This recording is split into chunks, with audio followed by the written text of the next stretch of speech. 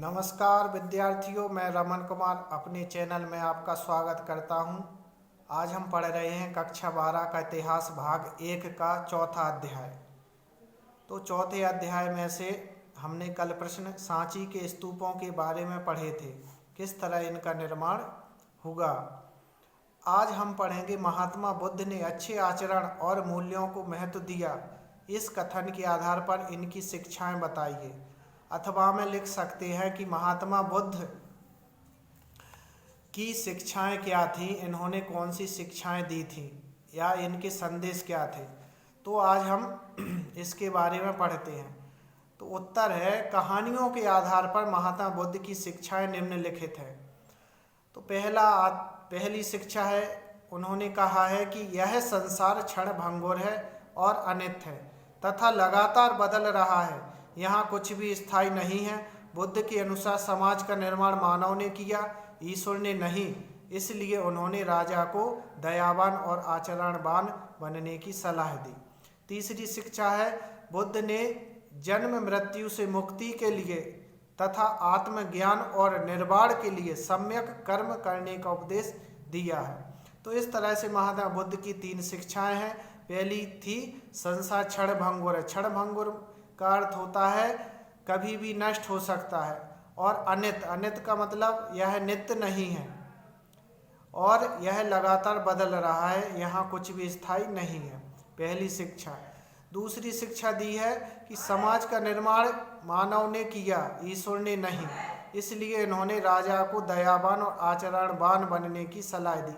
तो राजाओं को आचरणवान अच्छा बनने की इन्होंने सलाह दी। तीसरा है, बुद्ध ने जन्म मृत्यु से मुक्ति के लिए और आत्मज्ञान और निर्वाण के लिए सम्यक कर्म करने का उपदेश दिया। फिर अगला प्रश्न आता है, शताब्दी ईस्वी पूर्व में भारत में पौराणिक हिंदू धर्म के उदय के कारणों का वर्णन कीजिए। अथवा लिख सकते हैं, भारत में पौराणिक हिंदू धर्म के उदय के क्या कारण हैं। तो 6वीं शताब्दी ईसा पूर्व में भारत में पौराणिक हिंदू धर्म के उदय के प्रमुख कारण निम्नलिखित हैं। तो पहला कारण है वैष्णव और शैव परंपराओं के कारण। वैष्णव धर्म विष्णु धर्म को मानते हैं, जो विष्णु भगवान की पूजा करते हैं। शैव धर्म जो भगवान शिव की पूजा करते हैं। तो इसलिए वैष्णव और शैव परंपराओं के कारण पौराणिक हिंदू धर्म का उदय हुआ। इनके अंतर्गत एक विशेष देवता की पूजा होती थी। दूसरा है, वैष्णववाद में अनेक अवतारों की पूजा करने की परंपरा का विकास हुआ।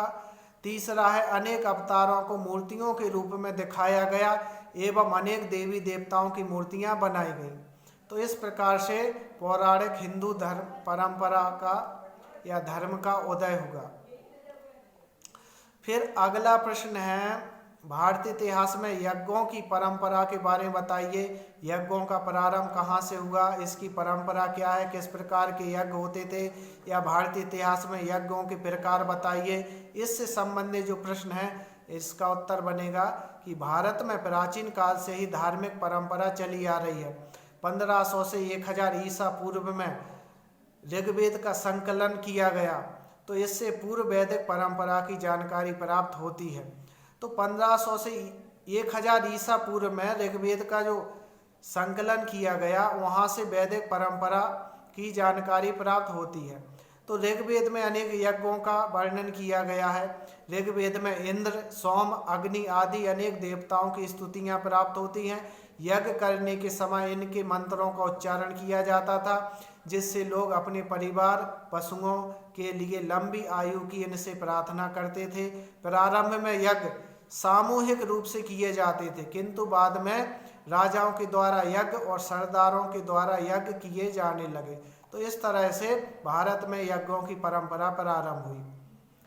फिर अगला प्रश्न आता है, महात्मा बुद्ध से जुड़ा हुआ। महात्मा बुद्ध के अनुयायी कौन थे, या महात्मा बुद्ध के अनुयायियों में स्त्रियों के शामिल होने का वर्णन कीजिए। तो महात्मा बुद्ध के अनुयायी क्या होते हैं। अनुयायी का अर्थ होता है जो महात्मा बुद्ध को मानने वाले लोग हैं, उनको अनुयायी कहते हैं, या बौद्ध धर्म को मानने वाले लोग हैं। तो महात्मा बुद्ध के सदस्यों की संख्या बढ़ने पर संघ की स्थापना की गई। तो जैसे जैसे महात्मा बुद्ध के अनुयायियों को या मानने वालों की संख्या बढ़ी तो इसके कारण संघ की स्थापना करना प्रारंभ हुई। तो इसमें पहले सिर्फ पुरुष ही शामिल हो सकते थे, किंतु बाद में महिलाओं को भी इसमें शामिल होने की अनुमति दे दी।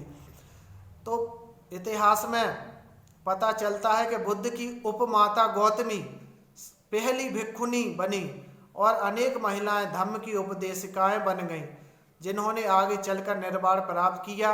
बुद्ध के अनुयायियों में राजा होते थे, धनवान, गृहपति, सामान्य जन, शिल्पकार तथा दास आदि सभी शामिल होते थे। ये लोग एक बार जब भिक्षु बन जाएं तो भिक्षु बनने पर उन्हें बराबर का माना जाता था, कोई बड़ा या छोटा नहीं होता था। अब अगला प्रश्न है, महात्मा बुद्ध के जीवन से जुड़े 4 प्रमुख स्थानों के नाम बताइए जहां महात्मा बुद्ध के जीवन से जुड़े हुए हैं और प्रसिद्ध है। तो महात्मा बुद्ध से जुड़े हुए प्रमुख स्थानों का वर्णन करते हैं। जब हम बौद्ध साहित्य पढ़ते हैं तो बौद्ध साहित्य में अनेक चैत्यों की चर्चा की गई। तो चैत्य का अर्थ होता है जहाँ पर बुद्ध के स्थान है, विहार है। तो इसमें बुद्ध के जीवन से जुड़े स्थानों का वर्णन है। तो जैसे लुम्बिनी में महात्मा बुद्ध का जन्म हुआ था, बोध गया में उन्होंने ज्ञान प्राप्त किया था, सारनाथ में उन्होंने पहला उपदेश दिया था और कुशीनगर में उन्होंने निर्वाण प्राप्त किया था। तो ये 4 प्रमुख स्थल हैं। तो पहला है लुम्बिनी जहाँ पर जन्म हुआ, दूसरा है बोध गया जहाँ पर इन्होंने ज्ञान प्राप्त किया, तीसरा है सारनाथ जिन्होंने पहला उपदेश दिया था और चौथा है कुशीनगर जिसमें निर्वाण प्राप्त किया था।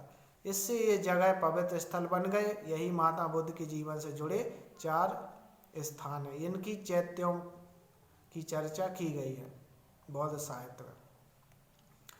इसके बाद यहाँ पर ये अध्याय 4 समाप्त होता है। इसके बाद हम अगले वीडियो में मिलते हैं इतिहास भाग 2 के साथ। हमारा इतिहास भाग 1 आज समाप्त हुआ। अब अगला जो इतिहास भाग 2 है इसका नाम है भारतीय इतिहास के कुछ विषय। इसी तरह हमारे YouTube चैनल पर बने रहने के लिए और पढ़ने के लिए हमारे चैनल को सब्सक्राइब करें और शेयर करें। धन्यवाद, नमस्कार।